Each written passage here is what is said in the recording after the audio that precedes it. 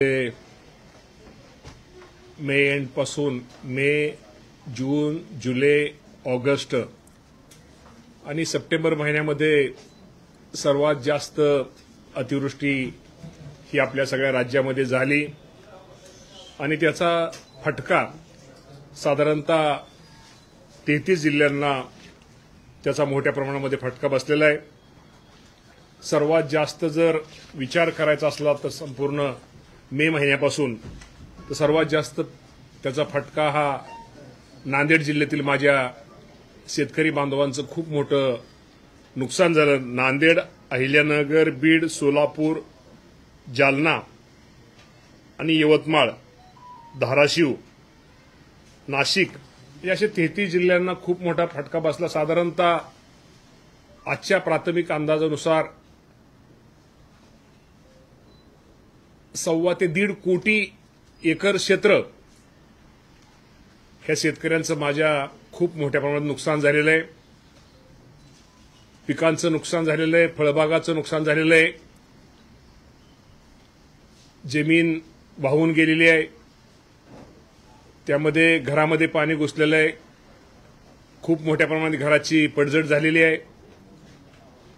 त्यामध्ये निश्चित प्रकारे अतिवृष्टीमुळे इलेक्ट्रिक आपण म्हणतो आमच्या मोटर, ट्रान्सफॉर्मर हे सगळे वाहून गेलेले आहेत। त्यामुळे हा आकडा खूप मोठा आहे। या राज्यातील आमचे महसूलचे अधिकारी, कृषी विभागाचे अधिकारी, ग्रामविकासचे सगळेच अधिकारी हे सर्वजण ज्या शेतीचं नुकसान झालं त्याचे पंचनामे करण्याचं काम हे युद्ध पातळीवर सुरू आहे। साधारणतः जे आपण 1.5 कोटी एकर क्षेत्र जर धरलं, 1.5 कोटी एकरामध्ये जर विषय आपण ही धरला तर 1.5 कोटीमध्ये अंदाजे साधारणतः 1 कोटीपेक्षा जास्त क्षेत्र, 1 कोटी लाख एकर हे क्षेत्र हे सप्टेंबर महिन्यामध्ये याचं नुकसान हे झालेलं आहे। आणि हे पंचनाम्याचं काम पूर्ण जे झालेलं आहे, जिथं काम झालेलं आहे तिथं आपण शासनाने त्या शेतकऱ्यांना मदत देण्यात दिलेली आहे। काही ठिकाणी अपुरे साधारणतः 2250 कोटी रुपयाची मदत आजपर्यंत आपण दिलेली आहे। आणि साधारणतः सप्टेंबर महिन्यामध्ये नुकसान हे जास्त आहे, ते नुकसान भरपाई पिकाचे ते पण पंचनाम्याचं काम हे युद्ध पातळीवर सुरू आहे। पंचनामे झाल्यानंतर 8 दिवसाच्या 10 दिवसाच्या आत किंवा दिवाळीच्या पूर्वी या अतिवृष्टीमुळे माझ्या शेतकऱ्यांचं नुकसान झालं त्या सर्वांना मदत निश्चित प्रकारे दिली जाईल। तात्पुरती आपण कलेक्टर लेव्हलला 10,000 रुपये आपण त्यांना सानुग्रह अनुदान देतोय। आपण जनावरांना आपल्या त्यांना एक चारा तोही उपलब्ध करून दिलेला आहे। आपण 10 किलो तांदूळ, 10 किलो गहू, 3 किलो आपलं डाळ हे पण उपलब्ध करून दिलेलं आहे। तर निश्चित प्रकारे मला आपल्या माध्यमातून शेतकरी बांधवांना एकच सांगायचं आहे की शेवटी हे निसर्गाचं संकट आहे। ह्या संकटाला आपल्या सगळ्यांना सामोरं जावं लागेल आणि निश्चित प्रकारे हा शेतकरी पुन्हा कसा उभा राहील यासाठी शासनाच्या वतीनं प्रयत्न चालू आहेत। राज्याचे मुख्यमंत्री देवेंद्र फडणवीस साहेब असतील, एकनाथजी शिंदे साहेब असतील, अजितदादा पवार साहेब असतील, ही सर्वच मंडळी या बाबतीमध्ये प्रयत्न जास्तीत जास्त माझ्या शेतकऱ्याला कशी मदत होईल यासाठी प्रयत्नही करतायत। राज्याचे मुख्यमंत्री, उपमुख्यमंत्री दिल्लीला जाऊन या शेतकऱ्यांसाठी काहीतरी ज्या आपल्या या भागाची शेतीची, राज्याची परिस्थितीची कल्पना या देशाचे पंतप्रधान आणि या देशाचे गृहमंत्री या दोघांनाही त्यांनी दिलेले। निश्चित प्रकारे येणाऱ्या काळामध्ये संपूर्ण पंचनाम्याचं काम पूर्ण झाल्यानंतर आकडेवारीच्या माध्यमातून त्यांना हे कळवल्यानंतर ते पण दिल्ली आपल्याला केंद्र पण एक चांगल्या प्रकारची भरपाई माझ्या जो अडचणीत सापडलेला जो शेतकरी आहे या शेतकऱ्याला देण्याचा प्रयत्न निश्चित प्रकारे राज्य सरकारच्या माध्यमातून केली जाईल।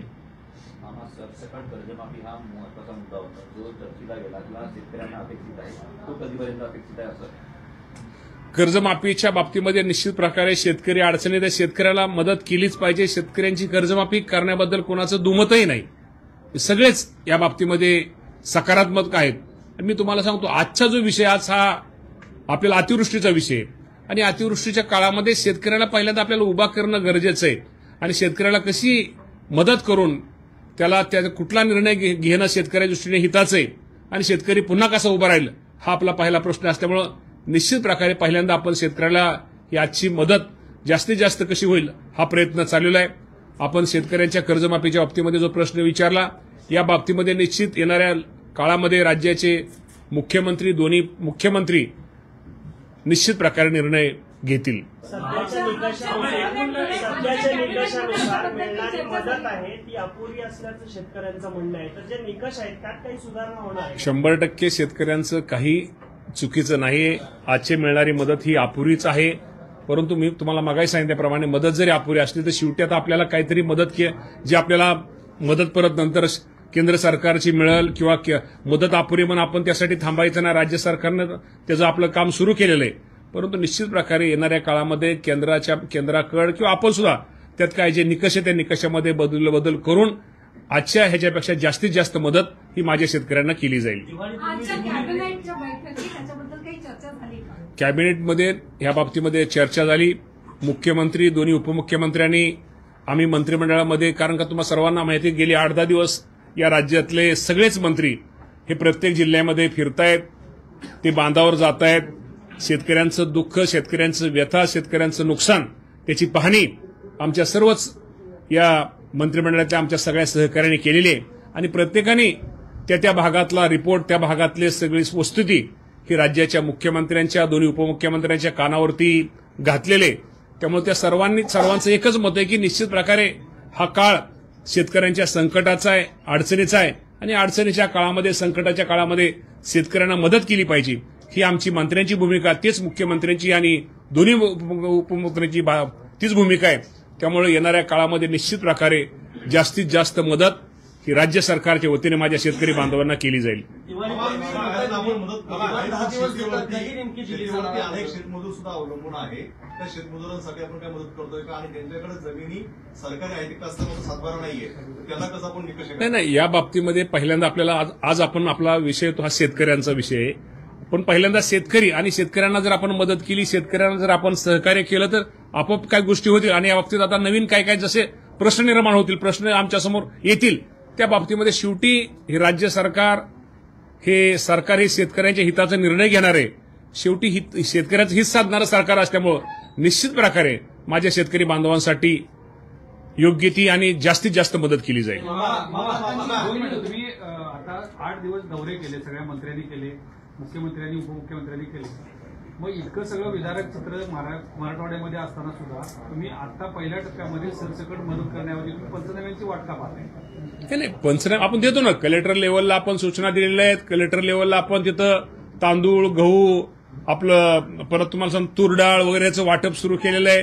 काही ठिकाणी आपण अनुदान आपण त्यामध्ये 10,000 5,000 रुपये ते पण आपण ताबडतोब देतोय. आपण केंद्र सरकारची वाट पाहत नाही उलट आपण केंद्र सरकार वाट न पाहता राज्य सरकारने मदत सुरू केलेली आहे. त्यामुळे आपण ते वाट पाहत नाही उलट आपल्याला आपलं एकच आपण वाट ह्याची पाहतोय की आजचे जे नियम आहेत त्याच्यापेक्षा आपल्याला सरकार शेतकऱ्याला जादाची मदत करायची आहे.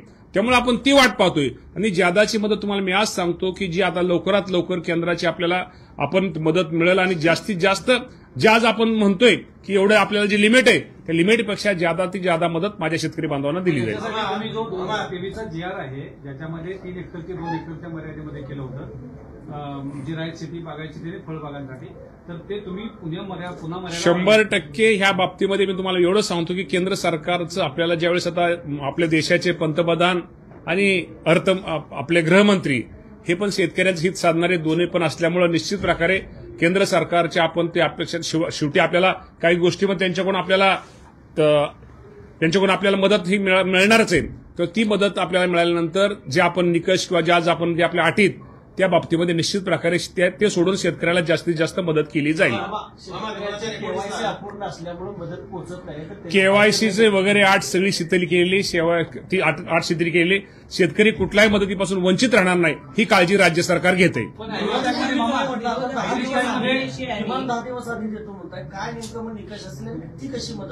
निकष म्हणजे आता पाऊस बऱ्यापैकी आता एकंदर पाहिल्यानंतर पाऊस थोडा थांबलेला आहे. जे आता पंचनाम्याचं काम जे जोरात चालतं थोडं कमी जास्त थोडं त्याचं प्रमाण स्लो होतं.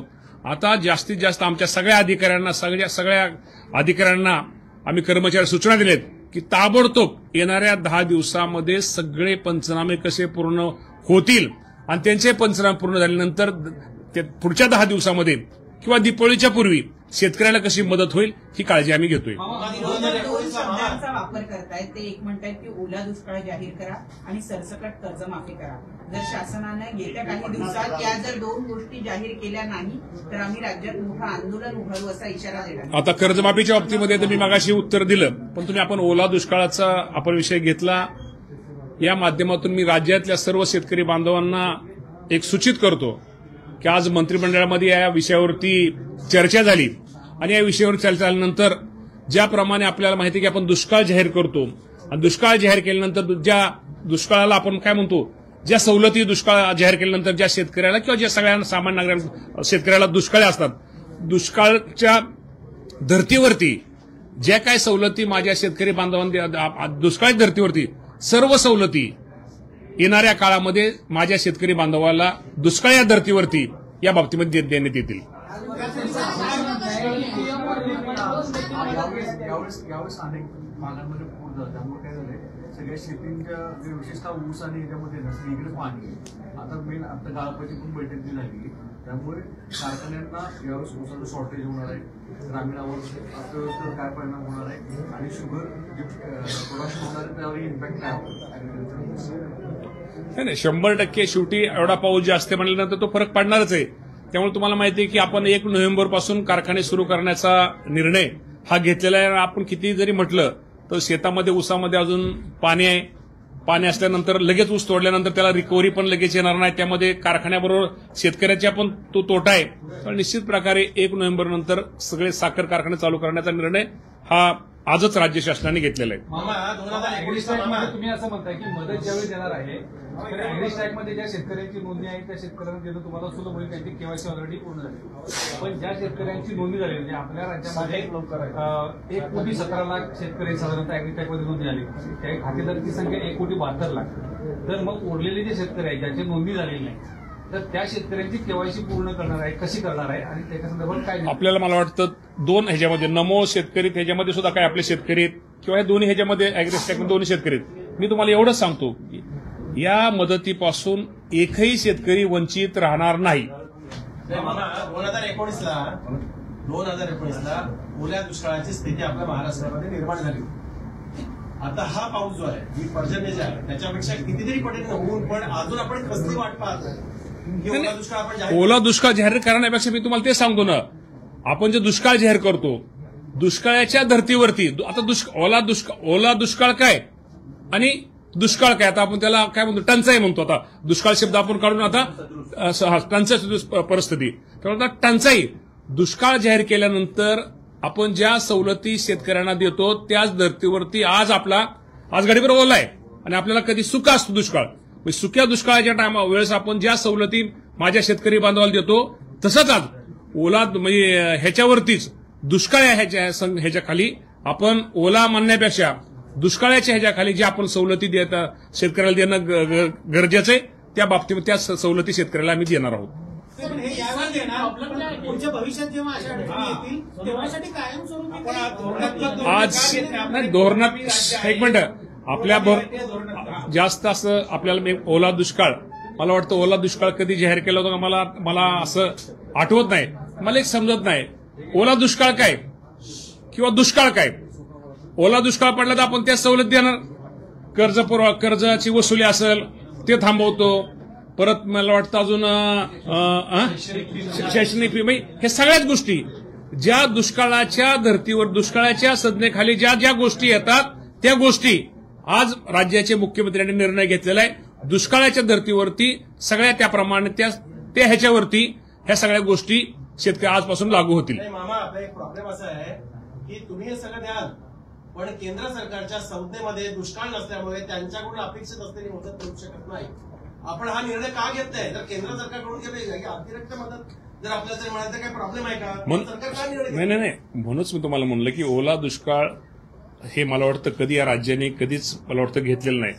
दुष्काळ या नावाखाली जर आपण ह्या गोष्टी जर घेतल्या दुष्काळ नावाखाली जर आपण जरी माझं म्हणणं कुठल्या योजना किंवा कुठलं काय जाहीर केल्यानंतर ज्या ह्याच्यामधनं माझ्या शेतकऱ्याचं हित साधल शेतकऱ्याच्या दृष्टिकोनातून जे तिथे अडचणीच्या काळामध्ये शेतकऱ्याला मदत होईल तो आपण निर्णय घेतोय.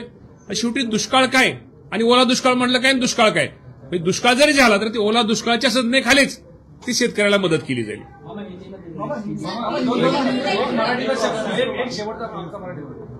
पीक विम्याचे यावर्षी 3 ट्रिगर बदलले आहेत. आता पीक कापणी प्रयोगावर पीक विमा मिळणार आहे. या वर्षी सारखी परिस्थिती कधीच नव्हती तेव्हापासून पीक विमामध्ये तर अशा परिस्थितीमध्ये पीक विम्याचे ट्रिगर बदलले आहेत. पीक विमा कंपन्यांना याचा फायदा होईल का?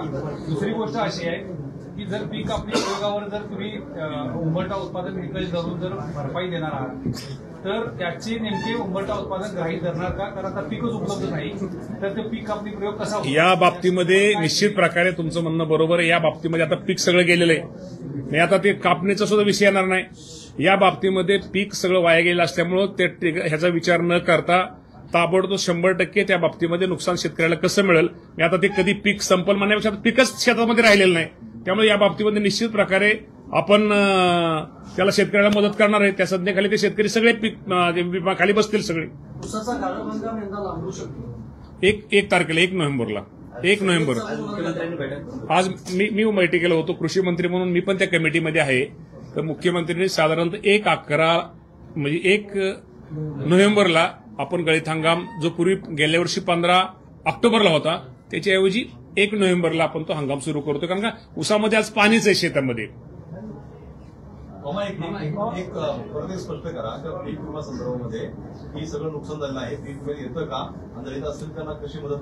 ह्या बाबतीमध्ये पीक विम्याच्या बाबतीमध्ये तुम्हाला एवढंच सांगतो, आता शेवटी ज्या शेतकऱ्याच्या शेतामध्ये पीक राहिलेलं नाही तो कापणीच्या मध्ये यायचा विषयच येत नाही, कारण आपण त्याप्रमाणे तशा सूचना ह्या खाली दिलेल्या आहेत. त्यामुळे त्या सर्वांना जास्तीत जास्त त्या सर्वांना भरपाई मिळेल हा आमचा निश्चित प्रकारे प्रयत्न आहे. हे साधारणतः नुकसान भरपाई कधी मिळेल? म्हणजे साधारणतः आता पीकच नाही आहे तर त्याच्या कापणी प्रयोगासाठी 1 महिना वाट पाहायची आता वाट पाहायची गरजच नाही. त्या बाबतीमध्ये आपण लगेच त्याला भरपाईसाठी ही करतोय.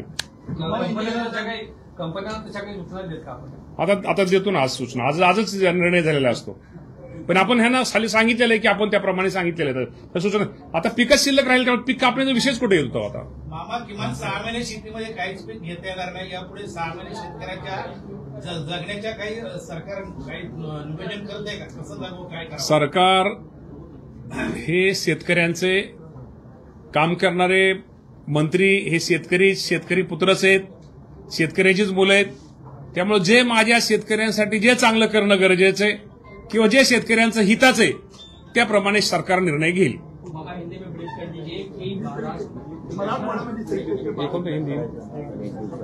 आणि दुसरं आपल्या माध्यमातून आपल्याला सांगतो की आमच्या जे कृषी विभागाचे अधिकारी कर्मचारी या सर्वांनी मुख्यमंत्री सहायता निधीला त्यांचा स्वतःचा किती दिवसाचा पगार आहे?